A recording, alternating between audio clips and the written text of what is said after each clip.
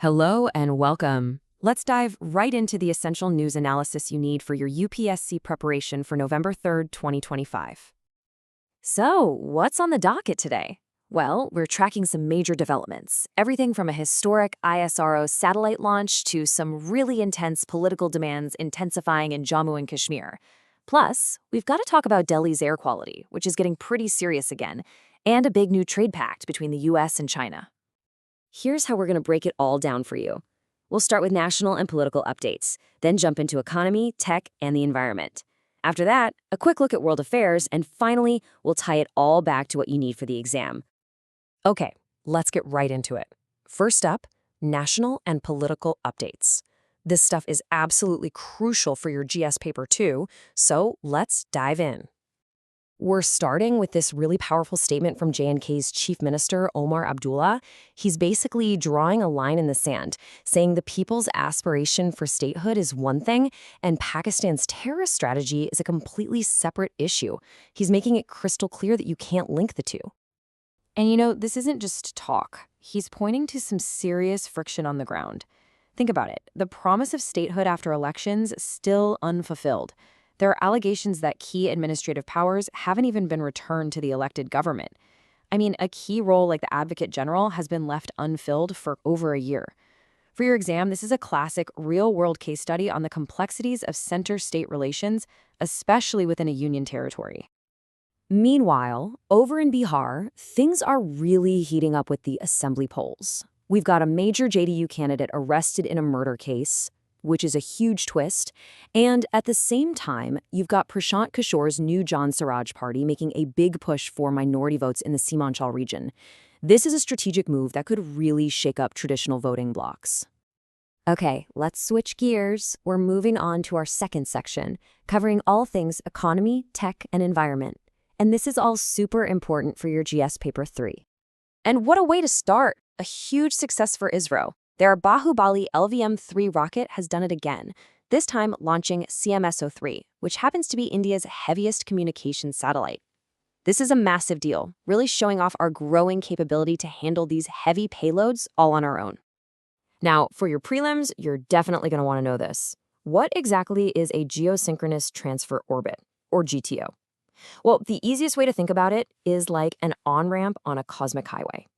The rocket drops the satellite off here in this big elliptical orbit, and then the satellite uses its own little engine to climb the rest of the way to its final parking spot. Okay, but here's the really incredible part of this mission. We're talking about a historic first for ISRO. After the main burn, the C-25 cryogenic stage was reoriented, and then they successfully reignited it.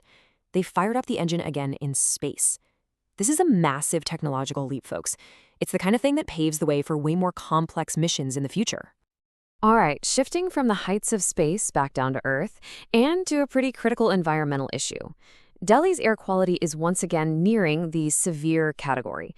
And as you'd expect, this has kicked off a huge political debate about who's to blame and what on earth to do about it. So that's the big question, right? With the air getting this bad, what's the actual plan? What steps are really being considered to tackle this crisis head-on? Well, it looks like they're looking at a few different things. You've got some short-term fixes, like installing mist sprinklers on poles to try and settle some of the dust. But then there are also these huge long-term ideas, like building an 80-kilometer elevated corridor over the existing ring road to ease traffic. It seems to be a mix of immediate relief and long-term infrastructure strategy. All right, time for a quick roundup of other important stories from around the world and right here at home that you should definitely have on your radar. First up, check out this data on cybercrime. The Union Home Ministry is highlighting a really nasty trend, the digital arrest scam. And you can see it's super concentrated in just a few cities. Bengaluru is at the top, followed by Hyderabad and Delhi NCR. Together, these three spots make up almost 2/3 of all cases. Just wow. Now, over on the international front, this is a big one. The US and China have managed to hammer out a one-year trade pact. So the US is cutting some tariffs, and China is pausing export controls on rare earth minerals. But, and this is a big but, look at what they couldn't agree on. No deal on advanced AI chips, and the US is still moving forward with a probe into China. So yeah, this feels more like a temporary truce than a lasting peace. And just a few other key updates for you. A really tragic fire in Mexico has killed 23 people. Here in Delhi, seizures of mobile phones inside Tihar jail have actually doubled this year. On a brighter note, Varanasi is getting ready to light over 1 million diyas for Dev Deepavali. And this is pretty cool. India is set to host UNESCO's Intangible Cultural Heritage Session for the very first time this December. Okay, so that's a lot of news. Now for the most important part. How does all of this connect back to your UPSC syllabus? Let's look at the key takeaways. Right, here are the topics you absolutely need to revise. For S&T, dig into cryogenic engines, GTO, and the LVM3. For polity, that J&K situation is a goldmine for understanding center-state relations. For environment, you've got to connect air pollution with things like the Graded Response Action Plan. And of course, don't forget cybercrime for security, UNESCO for culture, and US-China trade for IR. Make sure you're connecting these dots in your notes.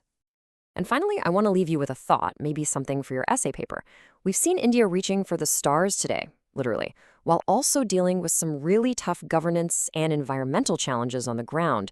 So the question is, where do you think we need the most urgent, innovative reform? What's the top priority? Something to think about. Thanks for tuning in.